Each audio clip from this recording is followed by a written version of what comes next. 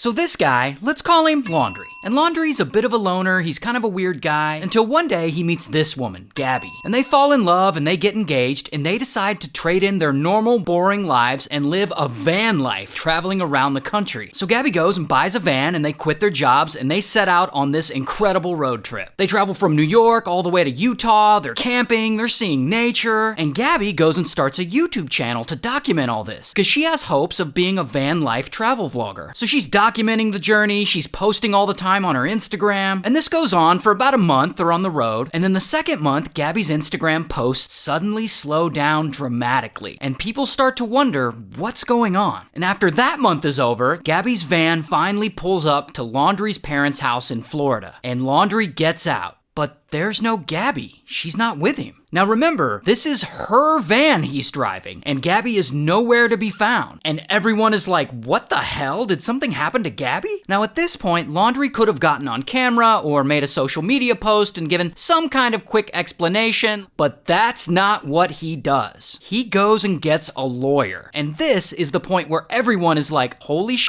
Something definitely happened to Gabby. And Laundrie won't talk to police, his parents won't talk to police, and Gabby officially becomes a missing person. So this story hits the internet and it blows up massive. It's all over TikTok, like an influencer is missing, so other influencers are talking about it. It's all over the news, and suddenly everyone is looking for Gabby. Then a few weeks go by with very few leads, when all of a sudden, bam! Police in Moab, Utah release audio of a 911 call they had received a few weeks before. We're driving by and I'd like to report a domestic dispute. Some people had been driving by and on the side of the road, they saw a domestic violence incident. And it was Gabby and Laundrie. We drove by and the gentleman was slapping the girl. He was slapping her? Yes. Then Moab police released body cam footage of officers dealing with this incident. We'd have been fighting all morning and he wouldn't let me in the car before. And then Why wouldn't he let you in the car? He told me I needed to calm down. But I'm perfectly calm. I'm calm all the time. Now this footage gives everyone who was paying attention a little insight into what was really going on during their road trip. We want to know the truth if he actually hit you. I guess, yeah, but I hit him first. Where did he hit you? It also showed everyone that their relationship wasn't all sunshine and rainbows.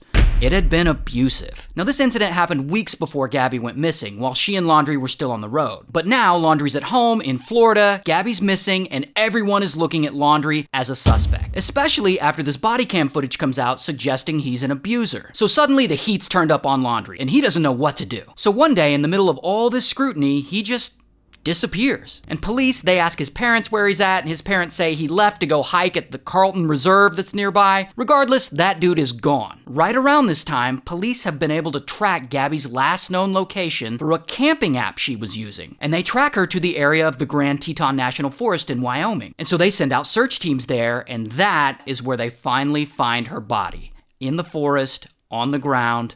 She had been strangled. So now all eyeballs are on Laundrie, and he's still disappeared. No one can find him. And suddenly there's a massive manhunt to get him. Police, volunteers, even the FBI is looking for him. So of course police search Carlton Reserve because that's where his parents said he last went. And they search for almost an entire month, and eventually they find his remains there. He had a pew-pew and he unalived himself. And there, they also find a notebook that belonged to Laundrie. And in that notebook, he admits that he unalived Gabby, but he also tells this wild story. He says that Gabby had gotten a head injury, and she asked him to unalive her to put her out of her misery. Total bullshit. So he admits to doing it, but he also doesn't really take accountability. It's a sad story. Shout out to Florida.